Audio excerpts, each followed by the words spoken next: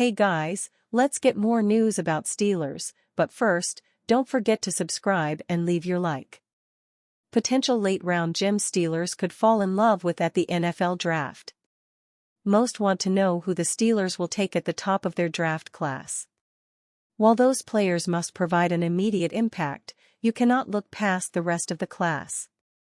Day 3 prospects selected between rounds 4 and 7 always have hidden gems. No matter if that is Antonio Brown or Mike Webster. You can find talent at any point in the draft process. Many scouts do not see much promise in this crop of incoming rookies.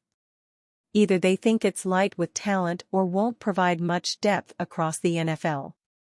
Some positions are flying under the radar as the selection process gets closer. Low expectations could yield excellent results. Finding a hidden gem is not easy, but it isn't impossible either. Tyler Shaw, QB, Louisville. Like most quarterbacks down at the Senior Bowl, Tyler Shaw didn't have a great week.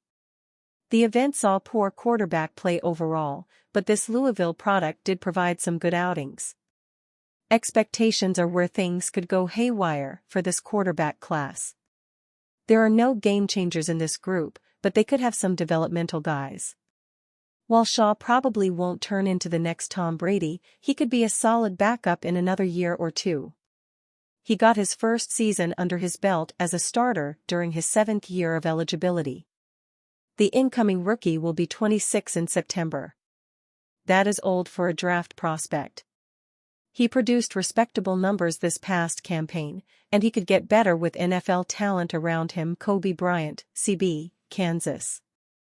Having elite size is something every NFL team is searching for. It is a pass-first league now, and the only way to have a fighter's chance is to have a strong cornerback duo. Having elite size means being above 6 feet tall and hovering around 200 pounds. Kobe Bryant is barely 6 feet tall and sits around 170 pounds. He doesn't possess the elite size teams wants, but his production is eye-popping. Bryant became an immediate impact player at Kansas. He only got better with age, and he compiled a collegiate career of 13 interceptions, with 2 of those returned for touchdowns. This 4-year starter translated that success with an incredible week at the East-West Shrine Bowl. He would be perfect for the Steelers between rounds 3 and 5. Ty Felton, WR, Maryland. Signing an upgrade at the receiver position in free agency might be best. Even if the Steelers sign someone, they should consider at least double-dipping at the position this offseason.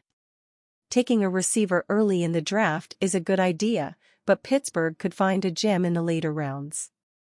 Ty Felton could be one of those gems on day 3 of the event. Considering the poor quarterback play that Felton dealt with throughout his college career, his numbers are solid. His best year occurred in 2024 when he made career marks in receiving yards and touchdowns. The Maryland product had a solid week at the Senior Bowl, and the connection between that university and the Steelers remains strong. Howard Berg from Flushing, New York. How can Jared Allen get elected to the Pro Football Hall of Fame? LC Greenwood is left out in cold again, and he was 20 times better than Jared Allen. Answer. Regular readers of this feature know that I'm a proponent of LC Greenwood being elected to the Pro Football Hall of Fame, because in simple terms he was the second best player on one of the iconic defensive lines in NFL history, and all of those other iconic defensive lines have had more than one of its members elected. But that has nothing to do with Jared Allen's worthiness. I offer now something written by Jeremy Bergman of NFL.com about Allen after the class of 2025 was announced.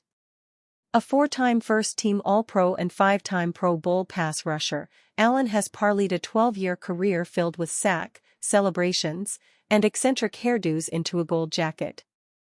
The defensive end secured the honor in his 5th year of eligibility and as a finalist. Allen started his career in Kansas City. After an NFL best 15.5 sack, 19 TFL season earned him an All-Pro nod in 2007, Allen was traded to the Vikings for a haul and then extended with what was at the time the richest contract for a defensive player. He more than lived up to the deal. Allen racked up at least 11 sacks in each of his 6 seasons in Minnesota and finished second in Defensive Player of the Year voting in 2011 after tallying 22 sacks, still the second most in NFL history behind Michael Strahan and T.J. Watt's 22.5. After finishing his career in Chicago and Carolina, coming up just short of a Super Bowl title, Allen enters the Hall with 136 career sacks, 12th all-time, in 187 games played. Though he came up short of the single-season sack mark, Allen does have the distinction of being tied for the most safeties in NFL history, a quirky milestone for one of the 21st century's most outlandish characters. And one other detail worth noting, Allen was voted into the Hall of Fame as a modern-era candidate, while Greenwood now is eligible for election only as a seniors candidate, and it's easier to get the necessary votes as a modern-era candidate. Ken Walmsley from Bidwell, Ohio, do you think the Steelers will draft a wide receiver with their first-round pick? And will Najee Harris be back next season? Answer: during this offseason, I believe wide receiver is an area the Steelers need to address this offseason, and address it in a way that adds some top-of-the-depth chart type talent. But in my opinion, defensive line is another area that needs the same kind of attention/addition. The question then becomes how the team decides to approach those two areas of need. The way it typically works during the NFL draft is that a premium, beyond the quarterback position, is placed on the big guys. Hall of Fame general manager George Young used to call that the planet theory, in that there are only so many men on the planet who have the required skills to go along with the size to make them difference makers on either side of an NFL line of scrimmage. As for Najee Harris's potential return, I don't know whether he might want to see what his services command on the open market, and what those numbers might be. That's not possible for me to predict, and if it's to come down to a guess, yours is as good as mine. Pittsburgh Steelers could target former All-Pro Wr. with Russell Wilson ties. The wide receiver free agency market consists of many veterans who have likely seen their better years.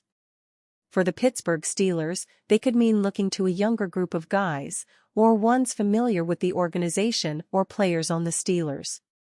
On the other hand, the trade market appears lush, with Cooper Kupp and Deebo Samuel already being put on the trade block.